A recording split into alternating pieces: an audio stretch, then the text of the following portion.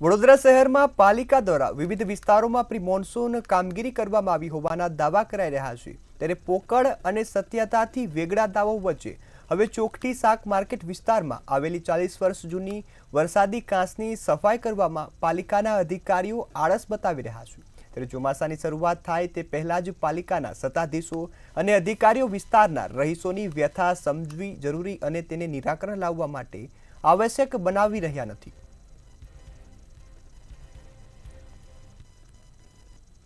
વડોદરા મહાનગરપાલિકાના સ્માર્ટ સત્તાધીશો દ્વારા પોકળ દાવા કરવામાં આવે છે કે વિસ્તારની અંદર વિકાસના કામો ચાલુ છે। આપ જોઈ શકો છો એ પ્રમાણે બોર્ડ મારેલું છે, કામ ચાલુ છે, પરંતુ સાચી હકીકત જોવા જઈએ તો માત્ર ને માત્ર આ બોર્ડ મારીને પાલિકાના સત્તાધીશો કામ ચાલુ હોવાના માત્ર દાવા કરે છે અને ક્યાંક ને ક્યાંક સંતોષ માની રહ્યા છે।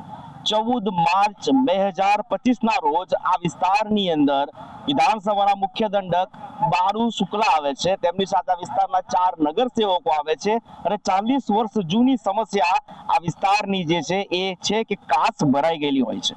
કાસ ભરાવાની 40 વર્ષ જૂની સમસ્યાનો અંત ક્યાંક ને ક્યાંક મુખ્ય દંડક દ્વારા એ રીતે લાવવામાં આવે છે કે તેઓ દ્વારા આશ્વસ્ત આપવામાં આવે છે, આશ્વાસન આપવામાં આવે છે કે આ કાસને તોડીને સાફ સફાઈ કરવામાં આવશે। અલબત્ત જ્યારે મુખ્ય દંડક આ પ્રકારની સૂચના આપતા હોય ત્યારે પાલિકાના પદાધિકારીઓએ એ સૂચનાનો અમલ કરવાનું હોય અને સબ સલામતીના દાવા હેઠળ પાલિકા દ્વારા અહીંયા કામ તો શરૂ કરી દેવામાં આવ્યું, પરંતુ આજે 14 માર્ચ થી લઈને આ જૂન મહિનાની 2 તારીખ સુધી પાલિકા જે મંથર ગતિએ કામ કરે છે તેનું પરિણામ આ વિસ્તારની અંદર ભરાતું શાક માર્કેટ અને તેના વેપારીઓને હાલાકી ભોગવવાનું આવ્યું છે।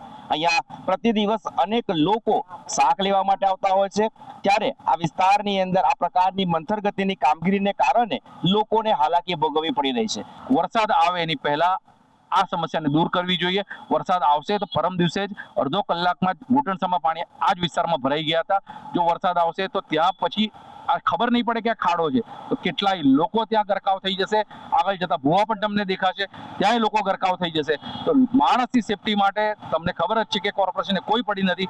ગયા વર્ષે પણ 12 ભૂલકાઓ આજે હરણી બોટકાણમાં ગરકાવ થઈ ગયા, તેનું પણ કોઈને પડી નથી, તો આની કોઈને પડી નહીં હોય એવું મને માનવું છે।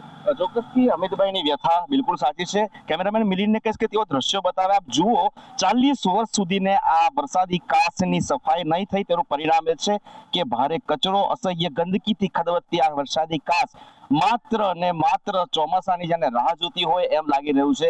જો ચોમાસાની શરૂઆત થશે અને અહીંયા વરસાદ પડશે ત્યારે આ વિસ્તારની જે જનતા છે, આ વિસ્તારના રહીશો છે, એ લોકોની શું હાલત થશે એ માત્ર કલ્પના જ આપણને ધ્રુજાવી દે છે। ત્યારે પાલિકાના સત્તાધીશો જે સબ સલામત હે અને સતત વિકાસ થઈ રહ્યો હોવાના દાવા કરે છે, એ દાવાઓમાંથી બહાર આવીને વાસ્તવિકતાને પહેચાને, વાસ્તવિકતાને જુએ અને આ વિસ્તારની અંદર આજે આટલી જૂની વરસાદી કાસ છે એને સાફ કરે, જેથી કરીને આ વિસ્તારના લોકોને આવનારા સમયે વરસાદી પાણીથી બચાવ કરાવી શકાય। કેમેરા પર્સન મિલિંદ મેલે સાથે તુષાર પટેલ, મંતવ્ય ન્યૂઝ, વડોદરા।